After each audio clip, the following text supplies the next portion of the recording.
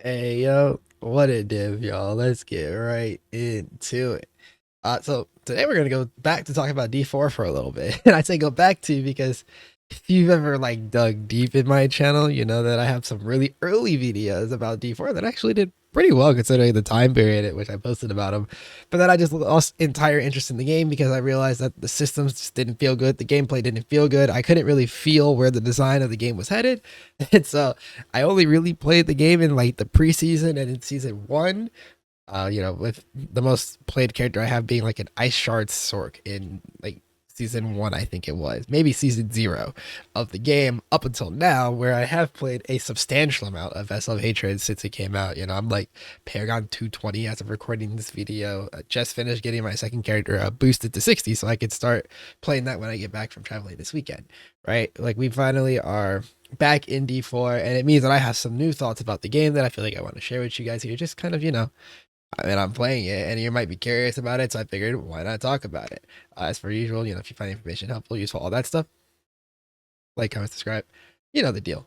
Anyways, let's start talking about the game because I think there's a lot to talk about this expansion. And the first thing first is really just I'll answer the question outright: is it worth the $40? That's debatable.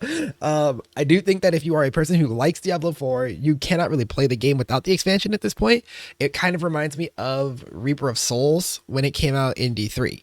I've had a very similar experience with Reaper of Souls where if you weren't playing the game with Reaper of Souls, you basically weren't playing Diablo 3. It's less bad now. A lot of the endgame systems in D4 are still around even without like Vessel of Hatred. But I mean, you don't have the by far most broken class in the game. You don't have the new system that like low key kind of manages to undermine several different farming systems at once in the game. Like you don't have that. You're missing out on an entire zone. That means you're missing out on 4 paragon points and a skill point as well. Like you are just playing at a disadvantage and missing out on new content, especially like the raid as well, the Dark Citadel, which hopefully I get to try out when I get home from traveling this weekend because it's one thing I haven't actually done yet. The There's a lot of expansion content, and overall, I would say it's well worth $40. Now, I'm getting a lot more than $40 worth out of it personally because I haven't really played the game since season one. Like I said, I quit the game early season two after thinking that I could play some cool stuff on Sork with Frozen Orb, and it just not working, and me being like, "Fuck this game," because they completely butchered the numbers tuning, and then fixed it mid-season, and I was just like, "I'm out." So, with that in mind, this video is now going to be me talking about things that have changed since I've left, things that, maybe would convince you to give the game a shot, right? Ignoring the fact that the game has a whopping $70 price tag on it. I'm assuming you are a non-owner who would also want to get Vessel Hatred so you can play the full game, right? I believe the bundle was $70 USD for that, which is a lot. That is a lot in the current climate. Like, it's not a lot relative to like, fuck, DoorDash costs more than, will almost cost more than that shit. But you get what I mean. Like, in terms of gaming, especially when we're PoE players, we come from a free-to-play ARPG, free-to-play air quotes, but like free-to-play ARPG, right? So $70 is a lot of buckaroos to put up for an experience. So I'm going to cover like the things that actually makes me say that this game is potentially worth the $70 now. Like I don't, right now, I feel a lot better about my decision to own Diablo 4 than I did a year ago or so, like when I bought the game, right? I feel much, much better about my decision. And so it starts off with the fact that, I mean, this campaign is not worth it. Like, the cinematics are cool. The, like, animation work is sick and everything. The zone is fantastic. The story is a little bit disappointing in the way that the way that it ends just felt anticlimactic. And I put a lot of the blame actually on one specific part of the game, which is that when you watch the cutscenes and whatnot, the cinematic you're in, it's very clear that you are reaching the end of the campaign.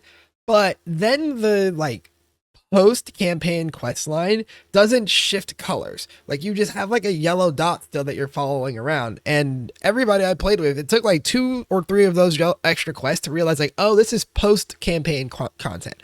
Kind of like in WoW when you hit level, like, you hit max level and then there's the max level campaign. That's what it felt like. But the transition that transition felt really bad.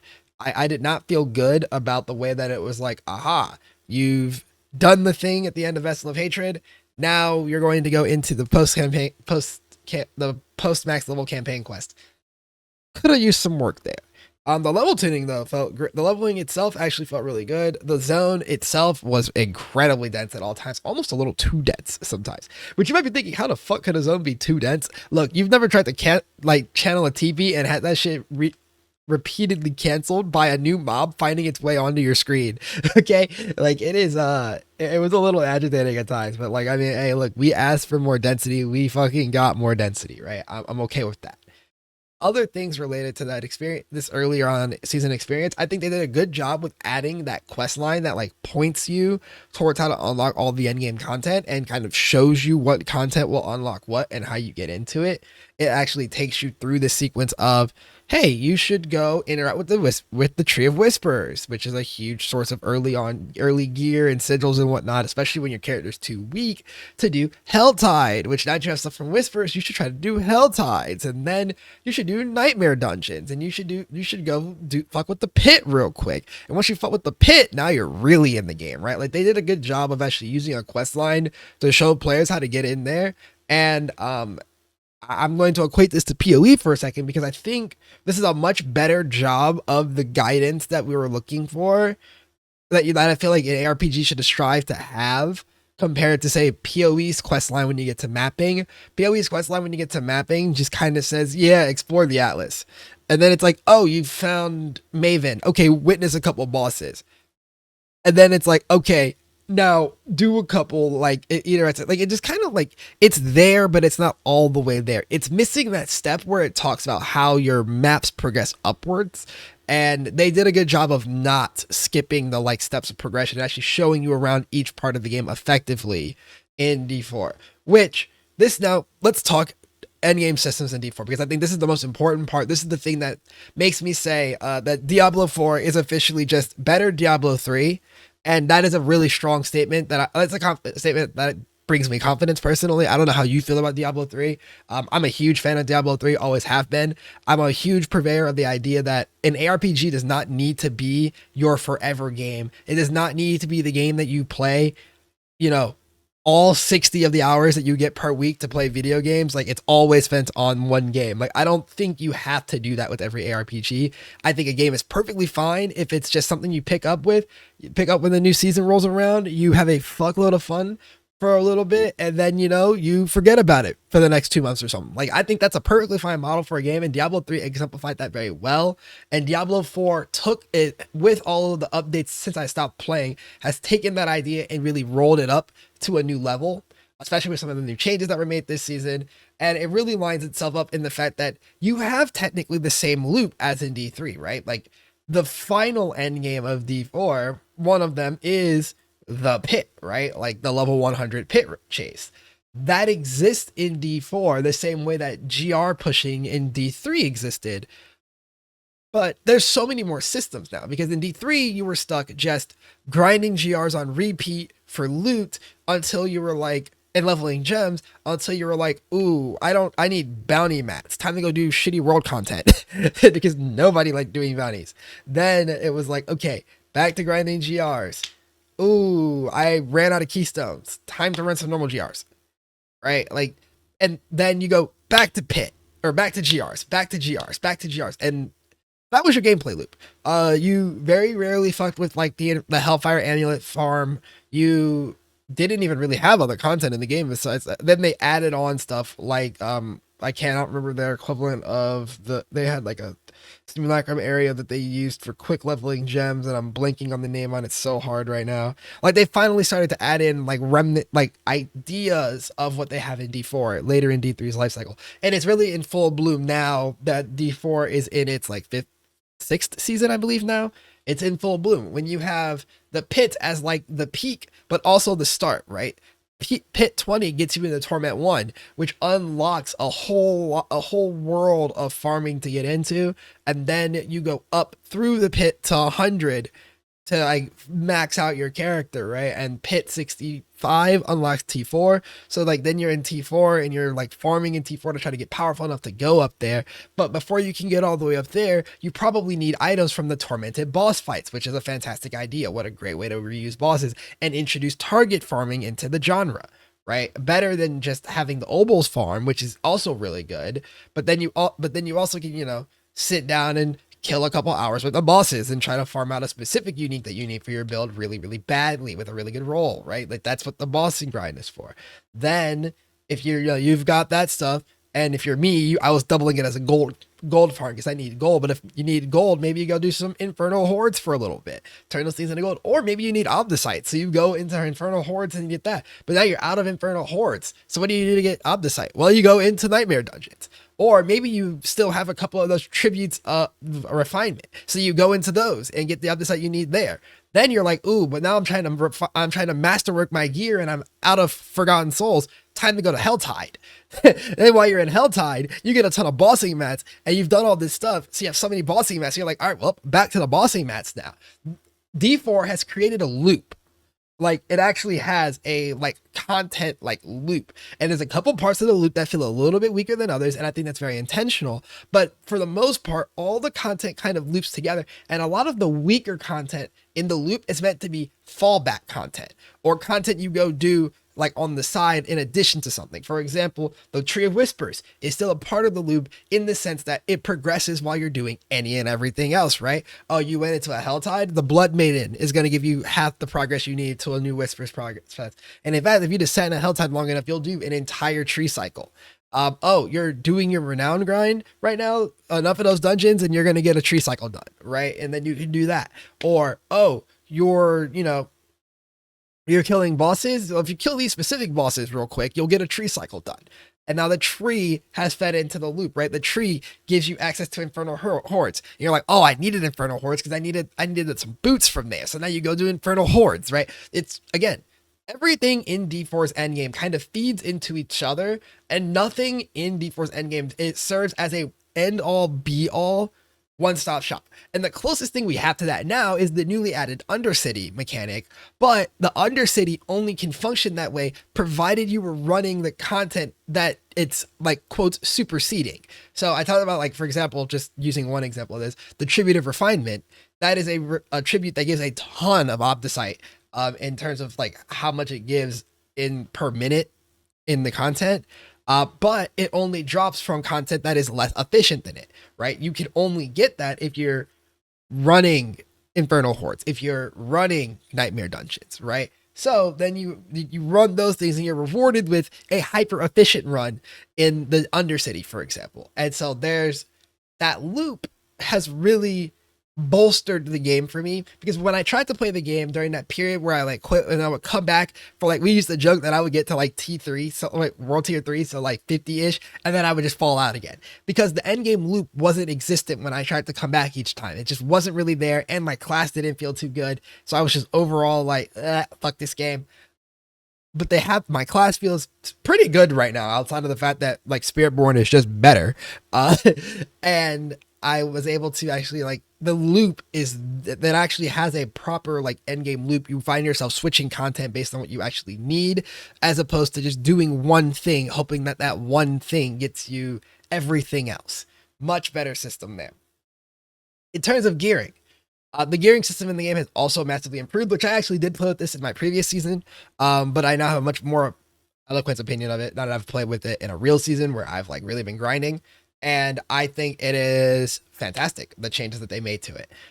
The crafting system in the game is now what I'm going to put as potentially, this is good. Look. If you're still listening right now, you might as well hear me out before you brigade the comments for what I'm about to say. Diablo 4's crafting system might be better than PoE's now.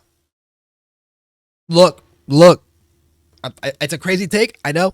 I have a full thing that I want to talk about at some point to really like elaborate on the idea, but I'll give you the basis of the thought process here, which is just crafting in games is supposed to let you feel like you have some aspect of control over the item that you are equipping onto your character, while still managing to provide situations in which you can fail or simply need to farm more materials. So I can fail on my tempering rolls, but then it's either go get a new base to retemper on, re-enchant and temper, or I can get a scroll to reset my tempering charges, right? Then I get to gamble on the masterworking rolls. And, the harder I want to gamble on that, or the more resources I have to really fund into that, the more I can really go deep on min-maxing that part of my progression without breaking my item. And so the basis of my thought process is really just we've gone from dropping 4 mod items and just rolling 1 mod on it, which was not even close to a fucking crafting system, to dropping 3 mod items, rolling one of those 3 mods into something else, adding 2 new mods to it based on what your build is that you have to go farm out the ability to add to the item. Then once you've got the 5 mod item, buffing up those mods in a way that also rolls a repeated 1 in 5 to upgrade something else at a bonus level to really just icing on top, right? And that stacks with the greater effect system added with ancestral items last season as well. So you there's multiple layers on the farming and crafting part of the gearing section of the game that makes me think this might overall be, I don't know if I want to say the best ARPG gearing system, but I'm definitely willing to put it above PoE. And I have to sit down and think some more about how I feel with it in regards to, say, like a Last Epoch or even like Torchlight, which Torchlight just announced that they're redoing it again. So give me some time on that as well. But generally speaking, I think D4's gearing system has hit the right spot. It is not so complicated that it feels unapproachable, but it is not guaranteed to be perfect every time either. It's giving you something to work towards, where when the item comes out just right, you're going to feel that release, right? That euphoric release of, holy shit, I finally finished that item. And that's the right mixture of feelings that you want, right? You want the gearing process to be, holy shit, it's finally done, but not because you've been suffering forever and just feel like you have no agency in the matter, but it's just, nope, I'm almost there. I just got to keep going. Like, I'm right there. It's the same reason that people liked like Old Harvest, for example. But again, we'll dig into that in a separate video. Like, that's a whole topic of its own. All right. I've covered like the actually important things of the game, I feel like, because like I talked about the endgame loop. I talked about the gearing. I can talk about how much I love the pit. But that shouldn't come as a surprise to anybody who heard me say that I'm a D3 player. Because if I was a D3 player and they added pit D3 like GRs but better, obviously I'm a fan. The Glyph system update this patch was also pretty good. Big fan of the Glyphs being updated to work a lot like legendary gems from D3. Mostly in the fact that I think that the old way to the Glyph system worked just felt weird. It's not that I wanted the like potential fail state farming of old gems back. It is specifically that I didn't like the idea of doing a run and not getting a full upgrade on my glyph previously. That was more my concern, my issue, and so I like this new version better. It is just comfort and closer to home, but fuck it, it worked well. Like, fuck it, it worked well. Paragon update and general just leveling update, fantastic. The idea that, you know, it's your paragon is no longer attached to your level, being level 60 and then having 300 paragon, up to 300 anyways, attached on top of it is much better than your paragon being based on the levels that you've achieved since 50. It makes alting in a season much better. Which is like the number one thing, honestly, that has stopped me from rolling other characters in the past, is having to re-unlock all the paragon levels needed to actually play a character. Because paragon levels are so strong, even stronger than they were, honestly, in D3, which shout out to them for knowing that this time, just like before, keep paragon levels fucking capped. Do not give us infinite benefit from playing the game infinite hours in infinitely efficient setups. Good. Okay. All that said, only one real topic left to hit, and I saved it for last because fuck, I didn't really want to talk about it like that much. Because my opinion of this is very, very negative, and this is like my one real. Remember when I said earlier that like I didn't think that the expansion, I didn't think you could really play the game without the expansion. A part of that is just missing out on the new zone and the new story and the, you know, the Dark Citadel and the, you know, access to the Undercity, which is a pretty cool mechanic, but the biggest problem I have with not owning the expansion would be if you didn't own the expansion, I own it, but like not owning the expansion is Spiritborn. If you've been, you know, watching me stream or watching somebody else stream or like seeing video footage of the game, there's so much conversation and gameplay involving Spiritborn, or even if people are playing other classes, like there's probably a good amount of footage in this video of people playing Spiritborn around my sword. And I want you to know that if I'm in an area with Spiritborn in it, I'm probably not the one doing the damage outside of the day one footage that I have. Because Spiritborn scaling is absolutely fucking ridiculous. On pretty much every build they have, they feel like they are 1 to 2 orders of magnitude stronger than everyone else in the game. It doesn't even almost feel close. Like even the differences between some of the Spiritborn builds are in that like half to a full order of magnitude of difference in terms of performance, which is ridiculous to think about. That they have their own hierarchy that way, and then all of them feel like they're that much further ahead of the rest of us. There's a couple exceptions here. Like I'm playing one of the stronger, like the strongest Sork build, or well, I'm currently now back on the Frozen Orb variant, but the like Ball Lightning Unstable Currents iteration is supposedly like even stronger. I didn't love the feel of it because I don't have like enough gear to make it map well, but it did boss pretty solidly. But like even then, even at like pretty well geared and put together, I am maybe a 20th of my friend's damage on his spirit board. Maybe that might be generous.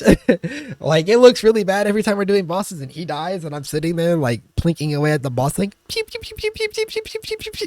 It fucking looks stupid. It makes me look like a goddamn fool for playing anything besides spirit board. And that's kind of my problem right now. Class balance in the game is fucking atrocious.